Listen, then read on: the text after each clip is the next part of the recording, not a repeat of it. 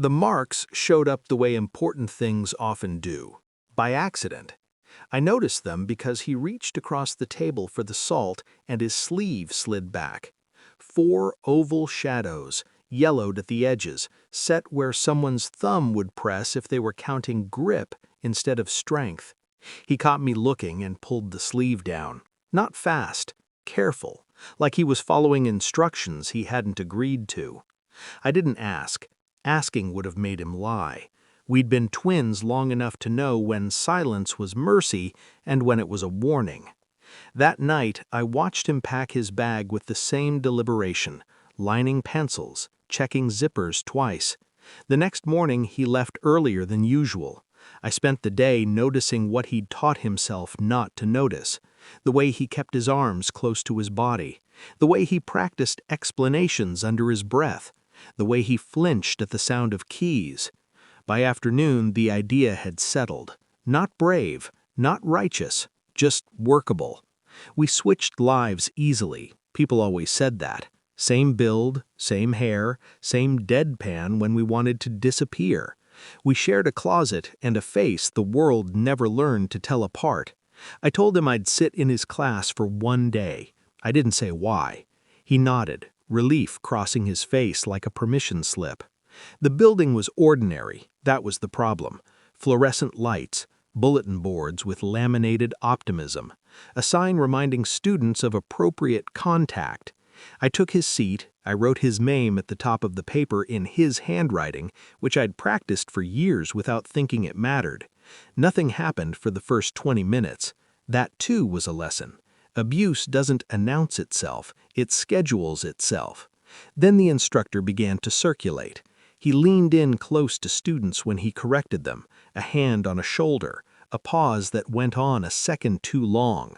With me, it was the forearm, fingers placed, pressure measured, a correction whispered as if we shared a secret. I did what my twin had learned to do. I didn't pull away. I didn't stiffen. I let my body become a place where nothing happened. I watched his eyes, not hungry, not frantic, administrative. He believed in his own discretion. The room was full. That mattered. Power doesn't need privacy, it needs plausibility. When he moved on, I wrote notes with a steadiness I didn't feel. I noted times, positions, the way he adjusted when another adult passed the doorway, the way his hand retreated to neutral space when a student coughed. Halfway through, my chest burned. Endure and collect, I told myself. Resist and lose everything. Silence was not consent, it was a ledger. The trigger wasn't something I planned, it never is. A clipboard appeared, another instructor doing a routine check. The timing was off. The room shifted. I felt the instructor's hand on my arm again, the same placement, the same count. I didn't react. I simply turned my arm outward, exposing the bruises I'd drawn on with makeup that morning, mapped to look older than they were. Not dramatic, just visible.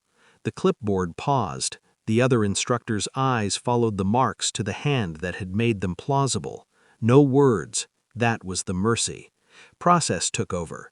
The rest of the class blurred into forms and quiet conversations in the hall.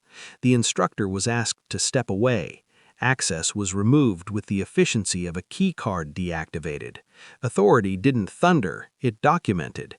By evening, it was over in the way these things end, not with a bang, but with a calendar update.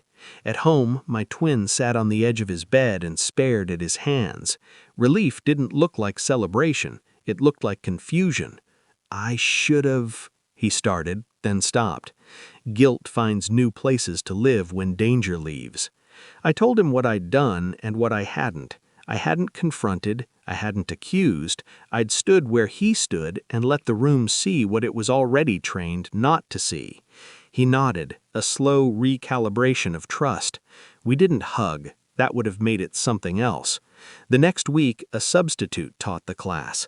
Different posture, different distance. The sign on the wall stayed where it was.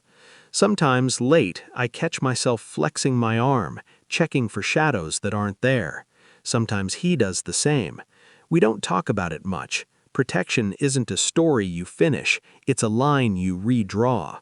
What changed was not the world, it was the accounting. Dignity returned quietly, without applause, and took its place beside consequence.